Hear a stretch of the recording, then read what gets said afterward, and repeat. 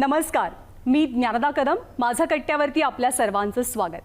आज एका अत्यंत अद्भुत आणि अलौकिक व्यक्तिमत्वासोबत आपण कट्ट्यावरती संवाद साधणार आहोत. अवघ्या महाराष्ट्राचं दैवत असलेले आणि ज्यांचं नाव उच्चारताच प्रेरणा आणि ऊर्जा मिळते अशा छत्रपती शिवाजी महाराजांचं चरित्र घराघरात आणि मनामनात पोहोचवणारे शिवशाहीर बाबासाहेब पुरंदरे आजचे आपले कट्ट्याचे पाहुणे आहेत. वयाच्या अवघ्या 8व्या वर्षी त्यांनी ध्यास घेतला छत्रपती शिवाजी महाराज या एका नावाचा आणि त्यानंतर महाराज समजून घेण्यासाठी आणि ते तुम्हा आम्हालाही समजून देण्यासाठी वयाची गेली जवळपास 80-85 वर्ष ते महाराष्ट्र पालथा घालतात. असा एखादाही गड किल्ला नसेल ज्याची माहिती बाबासाहेबांना नाही. असा एखादाही शिवकालीन संदर्भ नसेल जो त्यांनी ज्ञात करून घेतलेला नाहीये. छत्रपती शिवरायांशी संबंधित प्रत्येक छोटी माहिती, प्रत्येक छोटी गोष्ट, मग ती एखादी घटना असो, एखादी व्यक्ती असो, दस्तावेज असो, शस्त्रास्त्र असो, या सगळ्याची माहिती बाबासाहेबांनी कुठून कुठून फिरून गोळा केली, संकलित केली, त्यावर संशोधन केलं, अभ्यास केलं आणि शिवचरित्र तुम्हा आम्हा समोर आणलं. साधा मोबाईल फोन नाही, गुगल नाही, व्हॉट्सॲप नाही, ईमेल नाही, दळणवळणाची अत्याधुनिक साधन सामुग्रीही उपलब्ध नाही. अशा काळामध्ये बाबासाहेब पुरंदरे महाराष्ट्रभरात फिरायचे आणि शिवचरित्र उलगडून सांगायचे. किमान 3 पिढ्यांपर्यंत बाबासाहेब पुरंदरेंनी आपल्या ओघवत्या शैलीत, साध्या, सहज, सोप्या भाषेत पण तितक्याच रंजक पद्धतीनं महाराजांचा इतिहास मांडला, शिवचरित्र सांगितलं. छत्रपती शिवरायांप्रती आपलं अख्खं आयुष्य समर्पित करणाऱ्या बाबासाहेब पुरंदरेंनी नुकताच 100मध्ये प्रवेश केलाय. त्यानिमित्तानं अर्थात हा आजचा विशेष संवाद आहे आणि इतिहासातलं असं एक सोनेरी पान, असा एक सोनेरी अध्याय ज्याची शेकडो हजारो पारायणं बाबासाहेबांनी केली आहेत, त्या अध्यायाबद्दल सुद्धा आपण त्यांना बोलतं करूया. बाबासाहेब नमस्कार. आम्हा सर्वांच्या वतीनं खूप साऱ्या शुभेच्छा आणि आपलं मनापासून स्वागत. तर प्रश्न अर्थात विचारण्याची सुरुवात करताना तुम्ही आता 100 वर्षांचे झालात. काय तुमची भावना आहे? आपण 100 वर्षांचे झालो म्हटल्यानंतर कसं वाटतं? मी 100 वर्षाचा झालो याला मी स्वतः काही वेगळं केलेलं नाही. औषधं घेतलेली, गोळ्या घेतल्या नाहीत, काय नाही. मी फक्त सरळ साध्या खेड्यातला नागरिक असून तशासारखा मी जगतो. फक्त एवढा आहे प्रामाणिकपणे की कसलीही व्यसन नाही, कसलेही छंद फंद नाहीत. याशिवाय माझ्याकडे तुझी सांगणं तरी भरघोस व्यसन एकच, छंद एकच, छत्रपती शिवाजी महाराज. ते मात्र इतकं आहे की काही काही वेळा मी स्वतःवरती असं जवळ रागवतो. तर मग नंतर गेलं असतं काय झालं असतं? एखादं काम वाढतं, माझे शिवाजी महाराजमध्ये येतात, नंतर केलं तर काय झालं असतं? तरी बाजू करायचं तेच करतो. नाही, आता आपण खरं तर तुम्ही आज कट्ट्यावर आलेले आहात, माझ्या कट्ट्यावर. आणि मला माहिती नाही की जेव्हा तुम्ही शाळकरी कॉलेजच्या वयामध्ये होतात त्यावेळेला आमच्या काळातले जे कट्टे असतात तसे तुमच्या वेळेला होते का? आणि तुम्ही कट्ट्यांवर कधी जात होतात का? SP च्या, तुमच्या भावे स्कूलच्या मुलांनी बसून टवाळक्या करायच्या कट्ट्यावर, असा मुख्यत्वे हेतू असतो कट्ट्याचा. पण तशा तऱ्हेचा कट्टा आमच्या भावे स्कूलला नव्हता. आत्ताही नाही आहे, परंतु गप्पा गोष्टी चालायच्या. शाळेची जो तालीम आहे आणि शाळेचीच आहे, तर ते संध्याकाळी शाळा सुटल्यानंतर मुलं घरी जाऊन पुन्हा काही सगळेच काही येतं तसं नाही, पण तो व्यायाम करायला यायचं. आणि मग ते आमचं सगळं जे काही हे चालायचं ते जवळजवळ 8 वाजता सुट्टी असेल त्याविषयी नाही. अच्छा. परंतु त्यात मला असं वाटतं की शाळे इतकाच अभ्यास आज त्याला जोडत होतं. आज तसं होते. आज ज्याला त्याला घरी जायची घाई आहे. आणि त्यामुळे आज इतर अभ्यास जो इतर वेळेमध्ये शाळेमध्ये होत होता तो मला एक शिक्षक होते. त्यांचं नाव दत्तात्रय सखाराम माजगावकर. दत्तात्रय सखाराम माजगावकर इतके छान शिकवायचे. हाणायचे, कधी कधी हाणायचे, परंतु फार सुरेश. त्याची शैली छान होती. आमची थट्टा करायची, चेष्टा करायची, पण त्याच्यामध्ये कधी कुठे लहान मुलाच्या पुढे बोलू नये असा वावगा सुद्धा यायचा नाही. हे आता मला सगळं जाणवं होतं, पुढच्या नंतरच्या काळात जाणवं की आपले सर असे होते. पण ते काय शिकवायचे माजगावकर सर? इतिहास, मराठी. मी बालवर्गापासून ते 11वीपर्यंत मी सगळं माझं शिक्षण भावेस्कूलमध्ये झालं आहे. आणि भावेस्कूलमध्ये असून दुसऱ्याच वर्षी मॅट्रिक पास झालो. पण शाळा संपल्यानंतर तुम्ही काय म्हणजे व्यायाम म्हणजे काय करायचे व्यायाम? शाळेत आखाडा होता, मलखांब होता आणि मला मास्तरी इथे चांगले हौशी मिळाले. लोणकर अच्छा. आम्ही त्याने डॅडी म्हणायचे, डॅडी. ते वर्गात सुद्धा डॅडी म्हणायचे.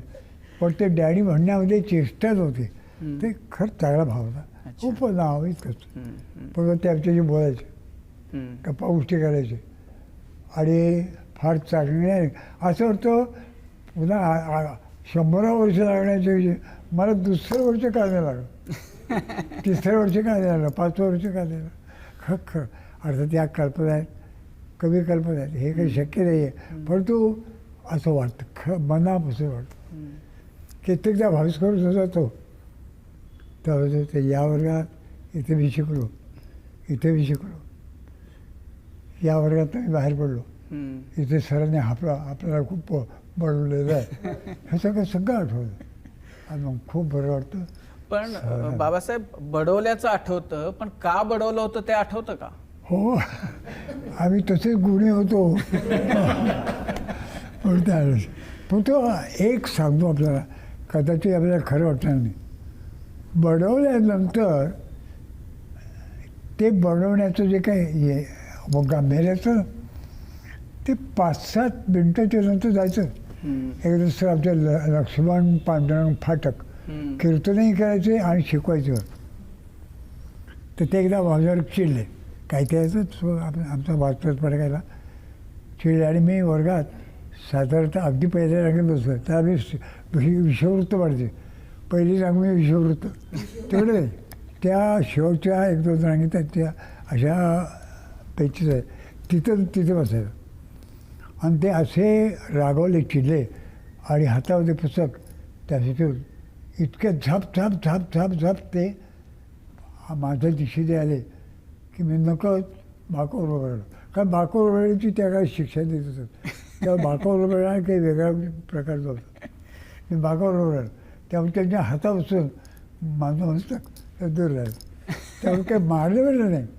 पण त्यावर ते एक बोलले, तुम्ही असेच बापाने पैसा मिळवायचा, कष्ट करायचे, तुम्ही साधं शिकायचंही नाही. तुमची लायकी समाधान हॉटेलमध्ये कबरशा विसरण्याची आहे. आता कबरशा विसरण्याचं काम माझ्याकडून सगळं रागवले. मला वाटलं भौतिक विजलं बरं का, प्रकरण विजलं, आता शिकवायला सुरुवात करेल. पुन्हा एक अर्धा-पाऊण मिनिट गेलं, पुन्हा कळायला को तुम्हाला इतक्या वयाचे झाला. मग आता तरी थांबून पुन्हा असं थांबून तो फटाफट ओरडायचा. तर मी ओढलं, शेवटी बेल झाली तिथे. तुम्हाला अगदी अजून ते डोळ्यापुढे चित्र ओरडत. त्याने आपलं हातातलं पुस्तक त्याचं पुस्तक टेबलावरती असं धाड कापड, तुमच्याच नशिबी नाही मी शिकव, तुम्हाला करायचं काय. तेच पुस्तक पुन्हा घेऊन टीचर्स रूमकडे ते त्यांच्या मागे 7-8 पावलं अंतर ठेवून मी आणि माझा एक मित्र होता अशा वेगळे, sir sir sir sir sir बहुतेक त्याला ऐकू गेलं होतं. ते टीचर्स रूममध्ये शिरले आणि मी म्हटलं, सर सर. ते दुसरे सर होते, ते चहा पित होते. ते नाही अशी ती आमची शब्दांची शिवाशिवता आहे. पण ते वाढलं, सर किती रागवला होतो. त्याविषयी 2 छड्यात जास्त मारले असतं ना तरी चालला तो, किती रागवला. मी कबूच्या विसरायच्या, मी कधी रागवलो. अरे 10 मिनटापूर्वी तुम्ही मला फाटफाट बोललात आणि मी कधी रागवलो. अरे जा, अरे तो ते मला बन्या म्हणायचे, बन्या. मला काही आवडायचंच नाही, पण ते बन्या म्हणायचे. बन्या, अरे तुझ्या एवढं होतं ना तर आम्ही तेच केलं आहे, सांगू नको ना. आता हा जो एक मित्र भाव होता, शिक्षक विद्यार्थी भाव होताच, पण एक मित्र भाव होता, मित्रपण होतं, ते आज आहे का ते मला माहिती आहे.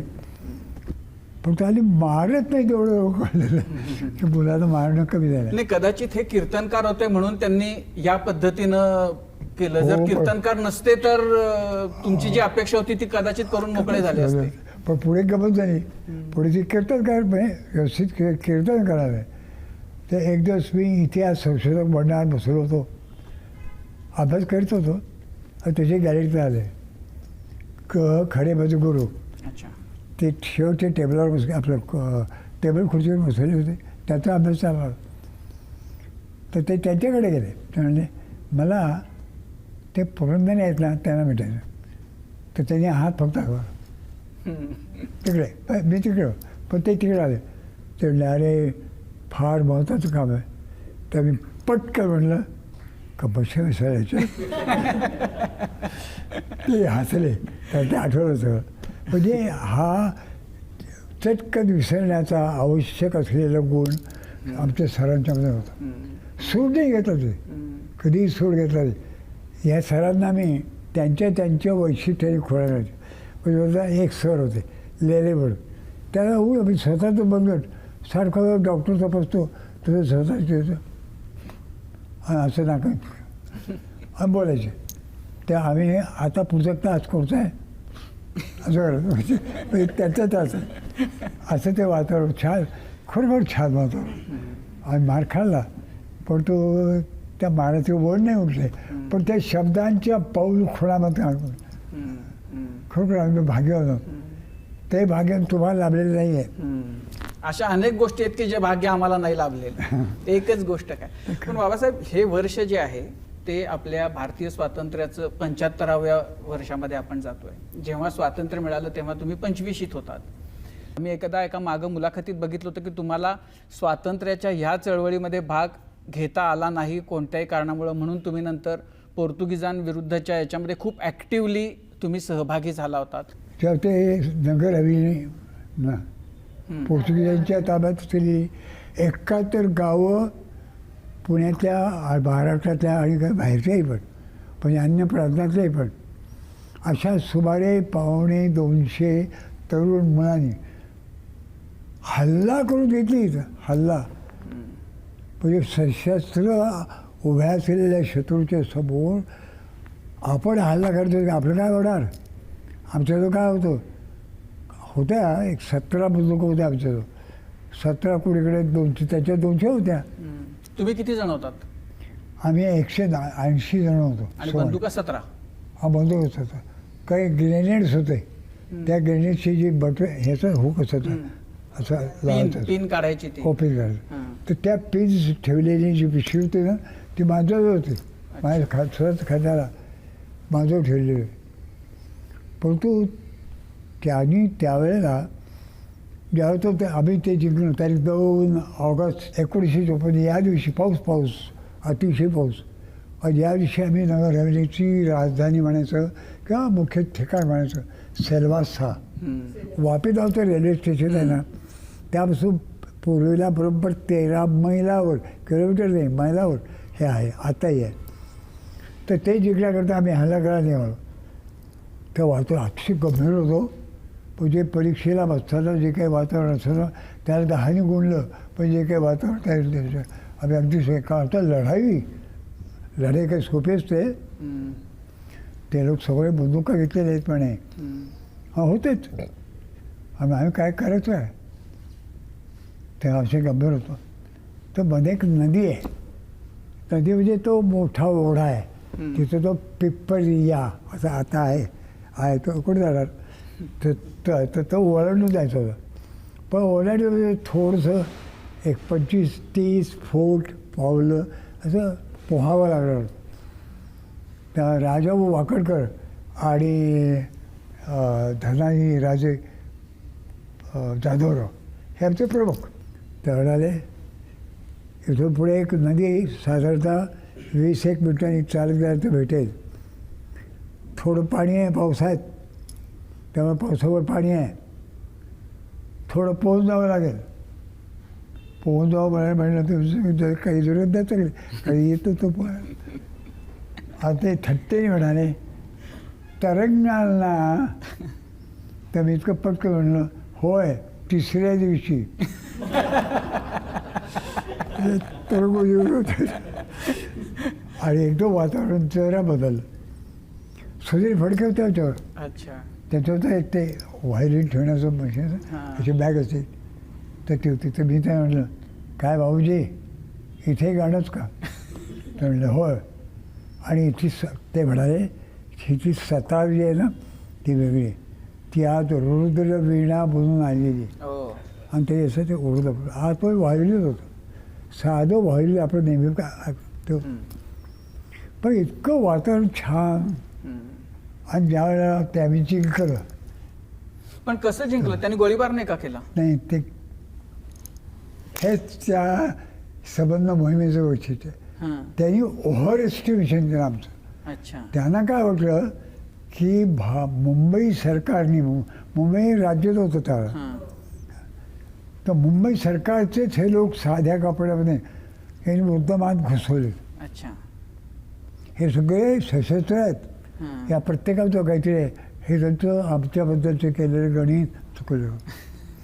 आणि त्या वेड्यांनी असं केलं. आता वेळेच वेळ ते त्याच्यात ते 200 लोक त्या 200 की जवळजवळ ते 125 लोक खांडवेल याचा तिथे एक ठिकाण आहे. चर्च आहे फार सुंदर चर्च आहे आत्ताही आहे. तिकडे गेले संरक्षणाकरता. हे आम्हाला कळलं होतं का नव्हतं ते मला माहिती आहे. पण आमच्या बहुतेक लिडर्स होते त्याला कळलं हीच संधी ते बिचकले. त्यांचं गणित चुकलं आहे आणि ते तिकडे गेले. आता आपल्याला सरळ जातं आणि अगदी थोडंसं रक्तपात कोणी मिळत नाही मिळत नाही कोणी. पण काही रक्तपात थोडंसं झाला. आमचा एक पोपट दीक्षित म्हणून आहे का आता तो म्हातारा आहे देवृत्त आहे काळे कॉलनीमध्ये राहतो. अच्छा. पण त्याच्या हातात रायफल होते त्याला बायनर ठेवलं होतं. तो असा इतक्या जोरात धावत होता हर हर हर हर महादेव वंदे मातरम् वगैरे ओरडत होता. सगळे मागे त्याला पाऊस पडतो आहे झिमझिम झिमझिम पाऊस पडतो. आणि तेवढ्यात एक पोर्चुगीज शिपाई खास पोर्चुगीज नव्हता पोर्चुगीजकडे असलेला आपला शिपाई तो असं त्यालाही माहिती विचारला तसा वळला धावता. अगदी बाहेर जवळ एकत्र राहिलं. त्याची बाळ नाही त्या पोटात घुसवण्याचा याचा हेतूच होता. मरावा असं त्याचा हेतूच होता. पण तितकी जोरात होती ते रक्त ते अजून त्याचं सासव अंगावर. असे कितीतरी आठवडे. बाबासाहेब मध्यंतरी तुमच्या 75चा तो कार्यक्रम असावा नाही बहुतेक पुण्यभूषण 94 पुण्यभूषणचा जो कार्यक्रम होता तर त्यामध्ये पु ल देशपांडे तुमच्याबद्दल बोलताना असं म्हणाले की आमच्यासारखे कोट्यावधी लोक अशी आहेत की जी जगतात पण त्यांना जगण्याचं प्रयोजनच कळत नाही. आणि तुम्ही असे भाग्यवान की तुम्हाला खूप लहान वयामध्ये आयुष्याचं आपल्या प्रयोजन काय आहे हे कळालं.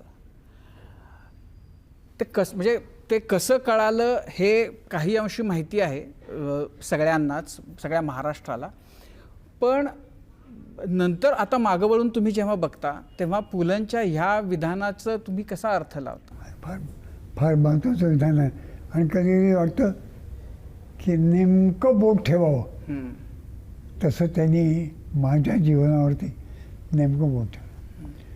पण आता असं आहे की तुम्हाला अगदी वयाच्या 8व्या वर्षीच शिवाजी महाराज हे मंत्रच आहे महाराष्ट्रासाठीचा तर त्याचा मोह पडला आणि तुम्ही त्याच्यामध्येच पुढचं सगळं तुमचं 92 वर्षाचं आयुष्य तुम्ही त्यालाच अर्पण केलं असं आपण म्हणूया. पण कोणत्या तरी टप्प्यावर की हे करताना हेही करायचं आहे आणि ते करता येत नाही आहे असा विचार अशी भावना मनामध्ये आली होती? नाही एकदा मी जो शिवाजी महाराजांच्या चबुतऱ्याला चिकटलो तो काय अजून आज सुद्धा मला पाठी देतो बरं आपण डोंगर चढतो असं समजा. शिवाजी महाराज वगैरे दिसलेले पण आम्ही तोच विषय तेच ध्यास तसं काही नाहीच. आता हे सारखं राहिलं तर ते स्वप्नात ध्यानी मने आणि कीर्तीत येणारच. आणि मी त्या बाबतीत स्वतःला भाग्यवान समजतो की मला कसलंही व्यसन नाही, ह्याचं व्यसन फार.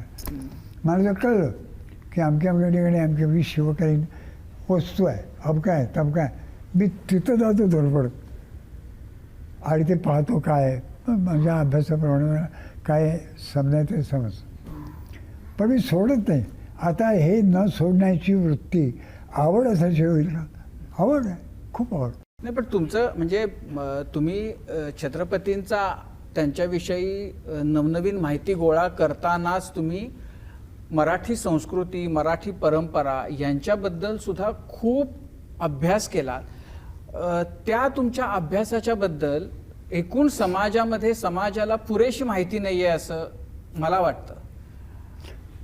ते नाही आहे, ते मी खरं लिहायला पाहिजे, लिहून काढायला पाहिजे की एकूण सगळ्या जीवनामध्ये काही जीवन वेगळ्या पद्धतीनं सहज मुद्दाम करतो असं नाही, सहज असं माझ्या घरातली माणसं, माझी आई वडील विशेषतः ते, आणि माझे थोरले भाऊ होते, ते माझ्यापेक्षा 6 वर्ष मोठे. त्यांना भाऊसाहेब असं म्हणत होतं. रामचंद्रराव मोरेश्वरराव पुरंदरे, मी बळवंतराव मोरेश्वरराव पुरंदरे. तर ते अतिशय माझ्यावर प्रेम करायचे. ते आता नाही आहेत, पण तो विलक्षण प्रेम. 6 वर्षे माझ्यापेक्षा मोठे. ते सुद्धा त्यांना सुद्धा उमगलं होतं काय कोणतं नाही की हा मुलगा शिववेडा आहे, या मुलाला जो छंद लागला ना, जाऊ द्या ह्याचं त्याला करू मोठं. आणि म्हणून मला नाना त्याची पुस्तकं किल्ल्यावरती माझ्या थोरल्या बदलूने मला किती नाही. पण जेव्हा तुम्ही लहान वयामध्ये एकूण इतिहास, महाराज यांच्याविषयी समाजामध्ये माहिती असणं वगैरे ह्या ज्या गोष्टी आहेत त्या गेल्या काही काळामध्ये खूप मोठ्या प्रमाणामध्ये वाढलेला आहे. महाराजांच्या विषयी म्हणजे महाराजांचा पराक्रम आणि त्यांच्या गाथेचं गारुड मराठी माणसाच्या मनावर आहेच. तुम्ही ते आणखीन साध्या सोप्या शब्दांमध्ये आणखीन घराघरांमध्ये तुम्ही घेऊन गेलात. महाराजांच्या विचारांची ओळख महाराष्ट्राला झाली आहे असं तुम्हाला आता वाटतं? महाराज कळलेत मराठी माणसाला? नाही, आत्ताशी आम्हाला शिवाजी महाराज हे 12-15 वर्षाचे सुद्धा शिवाजी महाराज कळलेले नाहीत. पहिले भारताचं वय 12-15 वर्ष होतं, तेव्हा त्यांनी जे केलं ते सुद्धा आम्हाला कळलं. किती बारका होता वर्षाच्या चरित्रात आहे. कापड येतं, हे कापड आपल्याकडचं कापूस किंवा आपल्याकडचं सूत हे जावं आणि तिकडं ते कापड एवढ्या काळात प्रयत्न. महाराजांच्या कारकिर्दीत व्यापार सुरू होण्याची सुरुवात आहे, पण आहे. महाराजांची व्यापारी बनणं, व्यापाऱ्यांना ते हे बघा साहुकार साहुकार म्हणजे व्यापारी. साहुकार हे तो राज्याची शोभा, आज्ञापत्राचं वाक्य आहे हे, वाक्य आज्ञापत्राचं. साहुकार हे तो राज्याची शोभा. म्हणजे व्यापारी लोकांना प्रोत्साहन द्या की त्यांच्याकडून या सगळ्या गोष्टी येतील, ते आपला व्यापार आपल्याकडे जे निर्माण होतं ते बाहेर जाईल, हे पाहिलं गेलं पाहिजे. म्हणून हे पाहिलं गेलं तर शिवाजी महाराज खरे कळायला लागते. आज आपल्याला शिवाजी महाराज फार थोडे कळतात आणि असं मी म्हटलं म्हणजे तुम्हाला फार कळलं, तसं नाही आहे. पण आपल्याला थोडे कळले आहेत, ते थोडेच कळले. आम्हाला फक्त चित्र कळलं आहे, चरित्र कळलेलं आहे. आणि चरित्रातल्या ढोबळ गोष्टी माहिती आहेत. अफजल खान, शाहिस्ते खान, आग्र्यावर सुटका, पावनखिंड, गडाला पण शिव गेला, एवढ्या पुरतंच आम्हाला शिवचरित्र माहिती. पण शिवाजी महाराजांनी ज्या लोकांच्या नित्य उपयोगाच्या अशा गोष्टी केल्यात त्या माहिती आहेत का? त्या आम्हाला माहिती नाही. त्या माहिती होत्या त्याच्याकरता नोक सरकारी माणसं नेमली, त्यांच्याकडे करवलं. त्याच्यात कितीतरी विषय येतील. आता म्हणजे असं झालं आहे की एखाद्या अरुंद तोंडाची मोठी बाटली असावी आणि ती भरलेली असावी, हो भरलेली आहे, आणि ती एकदम पालती करावी आणि काहीच पडत नाही.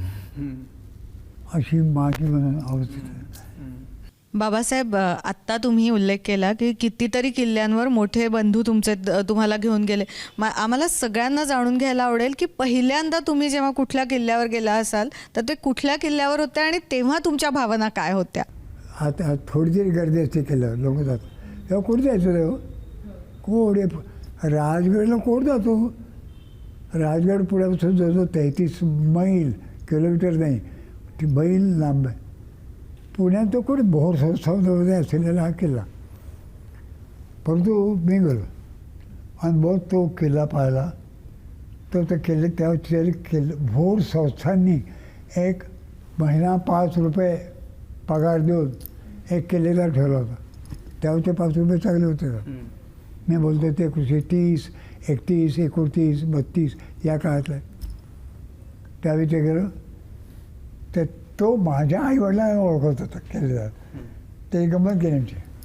त्याचा त्यात भोजावर उभा राहिला. हवालदाराला विचारल्याशिवाय कसे किल्ल्यात आलात? पहिलाच दणका. तो ऐतिहासिक दडका पण त्याला गंमत केली आमची. गंमत केली. हवालदार म्हणजे एक किल्लेदार. ते विचारलं, हुजूर कोण हवालदार? आम्ही भिकाजी रामजी मोरे. आम्ही हवालदार मुजरा यावं यावं. हे या वातावरणामध्ये मी गेलो. हे जे वातावरण आहे हे विलक्षण आहे. त्या किल्ल्यावरती विशेषतः पद्मावती म्हणजे राजगड. एकूण 500 उलटं बोललो 322 किल्ले ऐन महाराष्ट्रात आहेत. आणि आणखी ज्या नाही 352 किल्ले संपूर्ण ब्रह्म महाराष्ट्रात मिळून. आशिरगड सरहद्दीवर आहे तरी महाराष्ट्रात धरूया अशी. आता योजना चालतात. अनेक जण माझ्याकडे येतात, म्हणतात अवला हा किल्ला असा करायचा तसा करायचा. पैशाची कल्पना तर आलेली असते नसते. प्रचंड खर्चाची कामं. तर मी म्हणतो की तुम्ही थांबता का थोडे? तुम्ही थांबा ना, आपण ते योजना करू योजना. आणि योजना करून मग आपण काम करू. काय इथं काय करायचं आणि किती करायचं. तुम्ही 552 किल्ल्यांना जर दुरुस्त करायला लागला तर तुम्ही सगळ्या दृष्टीने वेळी ठेवाल ना. एवढीची आवश्यकता आहे नाही. कितीतरी किल्ले आहेत पुणे जिल्ह्यात आहेत की ज्या किल्ल्यावर काय येते पण किल्ल्याचा दरवाजा मोडका का असताना पण आहे. तट आहेत. निर्णय माच्या बांधलेल्या आहेत. कोणी जाते कोणी येते कोणी. आता असा किल्ला दुरुस्त करायचा म्हणजे कोण जाणार? फार फार तो वर्ष तर 10, 20, 25, 30 बस एवढे विद्यार्थी जातील. ते जावेत. आत्ताही जातात तर जातात. पण तो आवाज तो करू आहे. आपल्या सरकारने एक समिती नेमली होती. म्हणजे त्यावेळेस सुधाकरराव नाईक मुख्यमंत्री होते. ते एक योजना केली. तर सुधाकरराव सहज ओढाले मुख्यमंत्री. हे इतके इतके किल्ले, या किल्ल्याबद्दल तुम्हाला काय म्हणायचं? मला म्हणाल तुम्हाला काय म्हणायचं?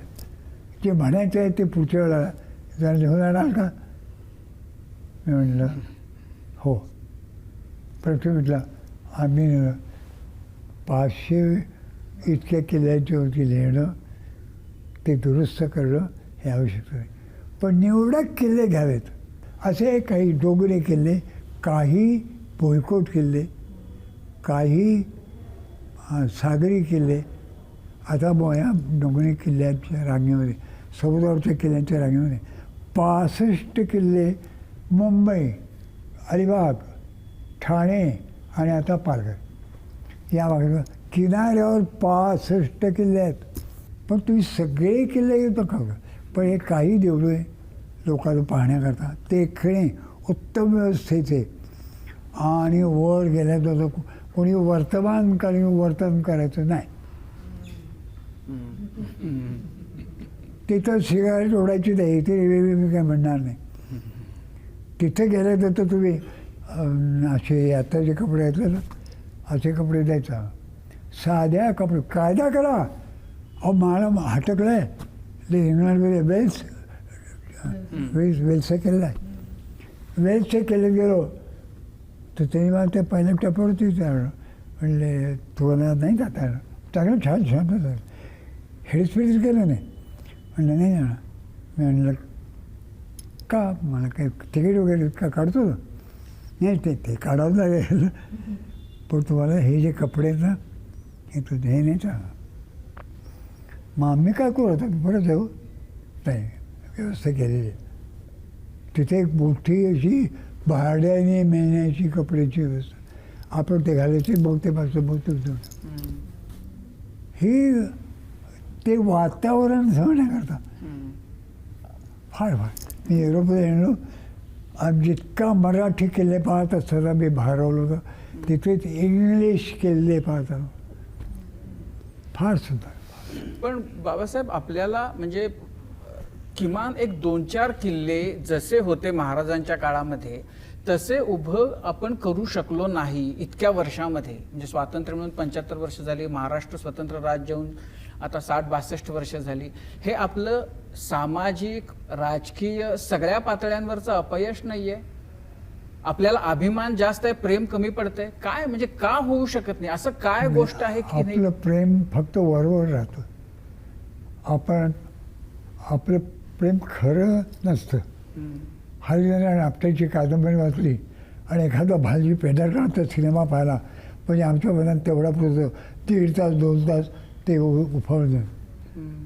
असं बोललं की जपलं त्याच्यात पुन्हा होतं काही नाही. असं नाही. आम्ही ते किल्ल्याची एकरूप झालं पाहिजे. ते किल्ल्याशी तसं वागलं पाहिजे. म्हणजे काय, आम्ही आमची नावं लिहितो. केव्हा येऊन गेलो, पुन्हा केव्हा येणार आहोत, बरोबर कोण कोण होतं. अरे तुला कोण विचारतो केव्हा येऊन गेलो कधी येऊन गेलो.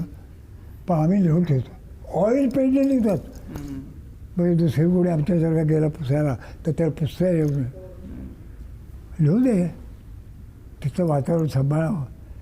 एकदा तर मला सांगणार सोबत आपण पन्हाळा आपलं शिवगड तर पाहिला असेल जवळ आहे. शिवगडावर एक अमृतेश्वर कालभैरवाचं देऊळ आहे. अतिशय अप्रतिम मूर्ती आहेत. कालभैरव आणि जोगेश्वरी यांच्यासुद्धा नक्षी म्हणजे नक्षी त्या माझ्या कल्पनेप्रमाणे 8व्या किंवा 9व्या शतकातल्या चालुक्य पिरियडमधल्या मूर्ती आहे तिथे. आता पडझड झाली आहे. तेव्हा जायचं शेड बिड होती थोडी.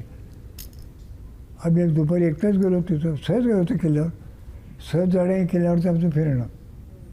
त्यामुळे गेलो तर 2 तरुण दुपारची वेळ असे पडले. हिरो सहज होते. ते बदमाश पुण्य नव्हते. मी नक्कीच होतो. कॉलेजच्या व्हायचे होते. शिकलेले नक्कीच असतील 4-2 पण ते असे झोपले होते. आणि त्यांनी आपले पाय असे ते त्या चौथऱ्यावर ठेवले. वर मूर्ती आणि खाली चौथरी येते. या दोघांचे याचे 2 आणि गप्पा मारत होते. आणि तेवढं सिगारेट. मी तिथे गेलो. म्हणलं अरे काय हे तुम्ही काय करतात, तुझ्या लक्षात आलं का? उन्हात तक उघडून पडलो होतं. म्हणलं पडा ना, अंगातले कपडे आणा आणि असे पडले असे पडा. ते देव आहेत, शिवाजी महाराजांचे देव आहेत ते. जिजाऊ जी एक पत्र आहे ते एक पत्रावरच आहे. सकल सौभाग्य संपन्न राजेश्री जिजाऊ साहेब भोसले यांनी कोंढाणा गडावरी अमृत्या देव आहे म्हणजे अमृतेश्वरा नावाचं देऊळ आहे. तेथे बैसून निवाडा केला म्हणजे न्याय दिला. म्हटलं इथे जिजाबाई साहेब बसल्या आणि तिथे ते भांडणाचं कोणाचं आपसातलं ते भांडणाचं जे काही निर्णय देण्याचं काम ते जिजाऊ साहेबांनी इथे केले. आणि तुम्ही ते उठले जरा चांगलं तू बोला उठल्या नाही हो आम्हाला माहीत आहे आम्हाला माहीत आहे. तुम्ही कोण? मला ते तुम्ही कोण? म्हणाले तुमचा मित्र. पण नाव वगैरे कळलं. पण तू लोकांच्या मनातल्या भावना या आपण सांभाळल्या पाहिजे. लोकांच्या मनात कोणते भाव निर्माण करायचे तेही सांभाळलं पाहिजे. पण तुम्ही इतका म्हणजे तुम्ही हा जो शिवनामाचा जो जागर आहे तो इतकी काळ करताय महाराष्ट्रामध्ये, एक मोठं म्हणजे त्याच्याबद्दलचं वातावरणही मधल्या या सगळ्या काळामध्ये निर्माण झालं. असा दबाव व्यवस्थेवर का येऊ शकला नाही की किमान 2, 3, 4 किल्ल्यांची आपण परत तशी उभारणी करावी? आता यावा, आता यावा, माझं एक मत आहे, पहा आपल्याला पडतं का. ज्याला हौस नाही त्याने लग्न करू नये, आणि ज्याला हौस नाही त्याने राज्य करू नये. अच्छा. हां. हौशी पाहिजे, हौशी. शिवाजी महाराजांच्यासारखा तो हौशी पाहिजे. पहिला बाजीराव पेशव्यांच्यासारखा तो हौशी पाहिजे. हौस पाहिजे. किंवा चांगलं ठेवायचं, व्यवस्थित ठेवायचं, चांगलं, याचं हे महत्त्व आहे, याचं हे महत्त्व आहे. आज पडकं बोलकं असेल पण महत्त्व आहे. ती हौस जागी करण्याचं काम हे आमच्या आजच्या अभ्यासकांचं आहे. आम्ही दत्तवंत पोदार म्हणाले, दत्तवंत पोदारच्याकडे गेलो आणि त्याच्याकडे 72,000 रुपये ठेवले. 72,000 रुपये नोटा. कारण शिवाजी रायगड स्वार पडण्याचे ते अध्यक्ष होते. म्हणलं आपले शिवाजी रायगड स्वार, अरे तू काय कुकडे आले एवढी रक्कम? मी म्हणलं माझी 3 ठिकाणी व्याख्यान झाली, 8 दिवसाच्या मालिका झाल्या. त्याचं तिकीट विक्री करून उरलेले खर्च वजा करून हे उरलेले पैसे हे शिवाजी रायगड सोडणार. पण 72,000 रुपये? तो म्हणलं हो एवढं देत आहे तेवढं. व्याख्यान दिली, आम्हाला काय नाही मिळत.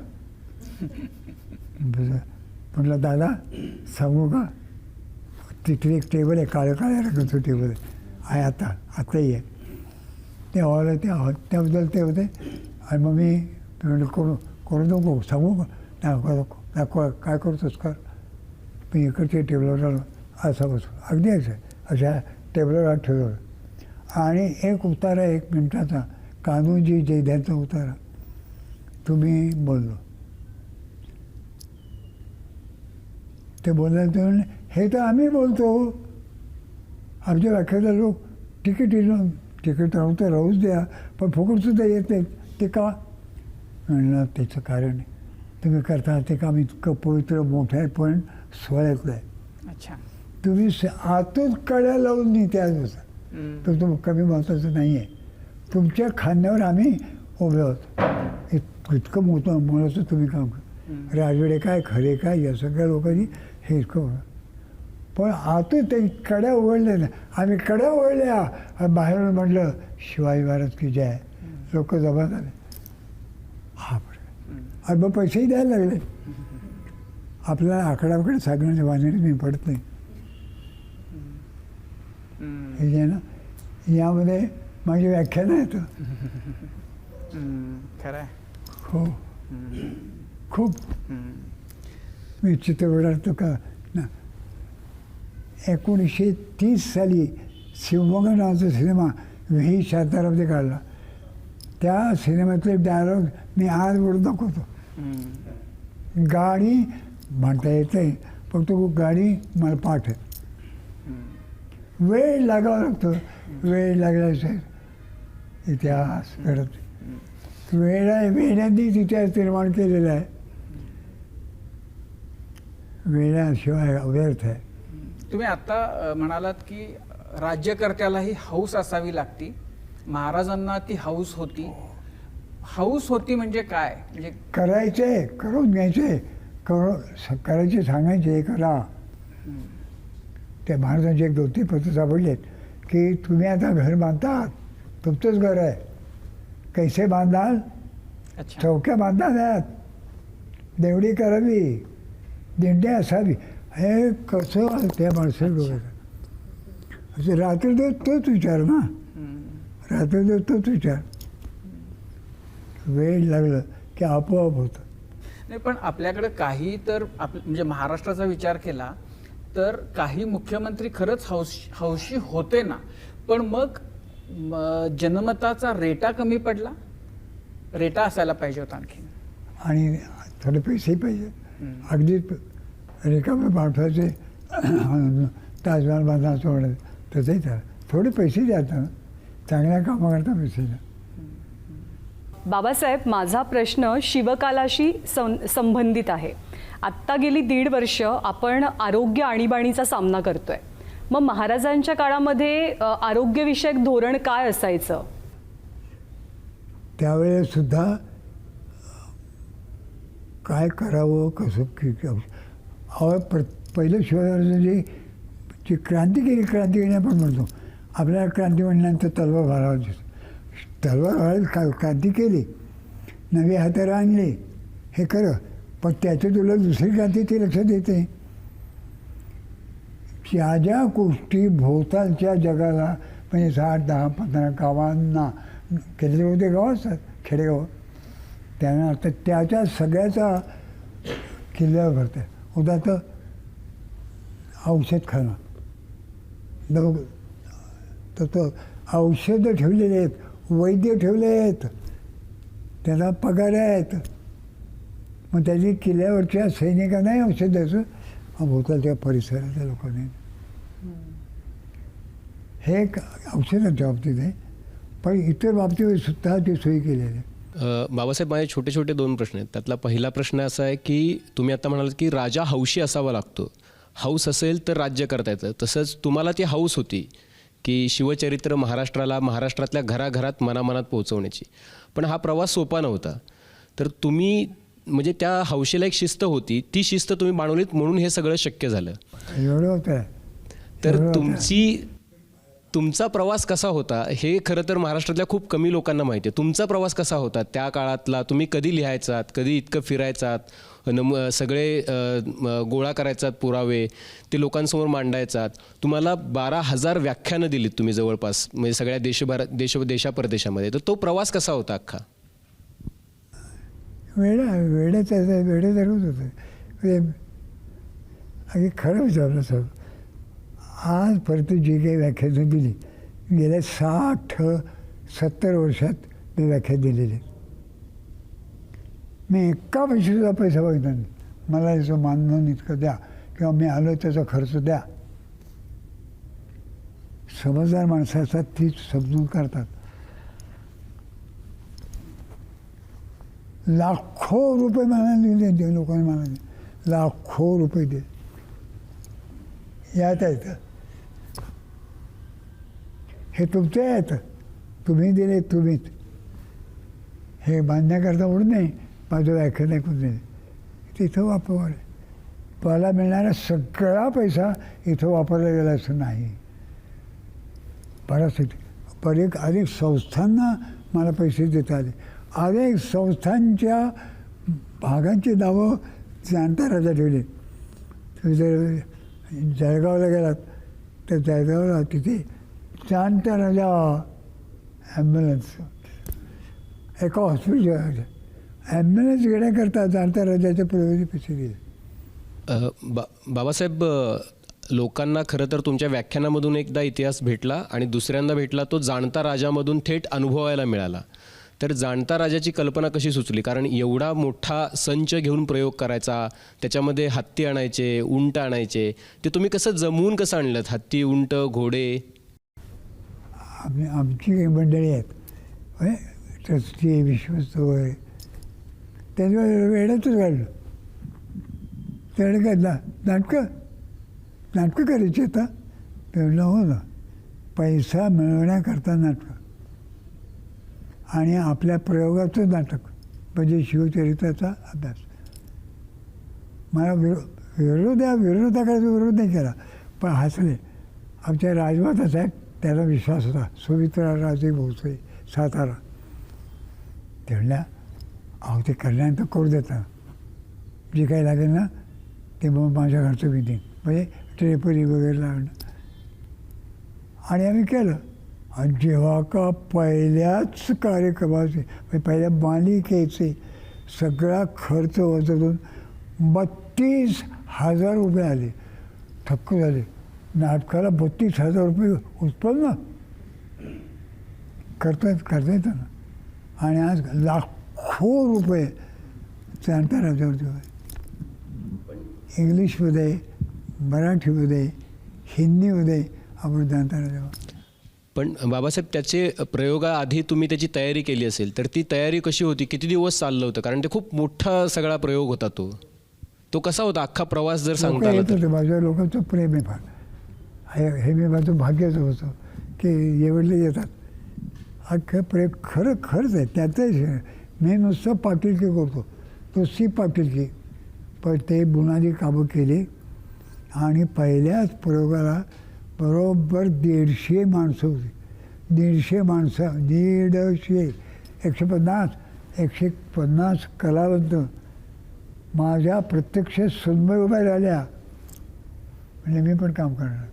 अर्थात प्रॅक्टिस केली आधी आणि ते लहान मुलं वगैरे आज ती मुलं मोठी झालीत आणि लोकांनी कामं केली. बाबासाहेब, शिवचरित्रामध्ये असे अनेक प्रसंग आहेत की जेव्हा तुम्ही निराश असता, जेव्हा सगळं काही संपलंय असं वाटत असतं, तेव्हा महाराजांनी ज्या पद्धतीनं पुन्हा कमबॅक केलं सॉर्ट ऑफ, तर तसं उभारी घेण्याचे बरेच प्रसंग आहेत ज्याच्यातनं आजकालच्या तरुणांना सुद्धा प्रेरणा मिळू शकते. महाराजांकडं असं काय होतं की ते कधी हार मानायचे नाहीत असं तुम्हाला वाटतं? महाराजांनी लोकांच्या निष्ठा ओळखल्या. तुळजा भवानी त्या ते देवतात, वेगळं काही नाही. ते कुठं कालभैरव आहे, कुठं विठ्ठल आहे, कुठं राम आहे, कुठं मारुती आहे, कुठं काय. पण त्या निष्ठा आणि आपल्याला सगळं करायचं आहे ते श्रींचे राज्य व्हावे. ये कारणे डाव का डाव मांडलेला श्रींचे राज्य व्हावे. हे श्रींचे मनात फार आहे. ही महाराजांची वाक्य आहेत, शिवाय महाराजांच्या तुमची वाक्य. आणि त्याचे किती प्रकार आहेत ते एक लिहिले. त्या ह्याला उत्तर दिलं होतं ते महाराजांच्या त्याचे उत्तर की सिंधू नदी, अगदी शब्दाचं असे वापरलेत. सिंधू नदीचे उगमापासून, हिमालय म्हटलं नाही आहे तरी हा शब्द होता. सिंधू नदीचे उगमापासून कावेरी नदीचे पैल तिरा पावे तो अवघा मुलूक आपला. म्हणजे भारताचं भारत म्हणायचं. तो मुक्त करावा, महाक्षेत्रे सोडवावी, ऐसा माणूस आहे. अहो, हे ओरिजिनल पत्र आहे. आज उपलब्ध आहे, छापलाय. लोकांनी वाचलं पाहिजे. बाबासाहेब, आपण बोलताय तेही छत्रपती शिवाजी महाराजांबद्दल. तर हे सगळं एका भागामध्ये सामावणं, एका भागातच थांबवणं अशक्य आहे, अवघड आहे. त्यामुळे आजचा हा पहिला भाग आहे बाबासाहेब पुरंदरे यांच्या मुलाखतीचा, माझा कट्ट्यावरच्या संवादाचा. ह्याचा पुढचा भाग आपण उद्या बघणार आहोत. आज या भागामध्ये आपण इथेच थांबूया, पण उद्या पुन्हा एकदा छत्रपती शिवाजी महाराजांचा इतिहास, शिवचरित्र आणि बाबासाहेब पुरंदरे या सगळ्या गप्पा माझा कट्ट्यावरती अशा सुरू राहतील. क्विक हिल आणि ABP वेडिंग्स प्रस्तुत माझा कट्टा, powered by bank of Maharashtra, Chitale उद्योग समूह, चंदूकाका सराफ अँड सन्स प्रायव्हेट लिमिटेड आणि ऑडिओ पार्टनर स्टोरी टेलमध्ये पहिल्या भागात आपण इथेच थांबतोय. ताज्या बातम्यांसाठी पाहत रहा ABP माझा.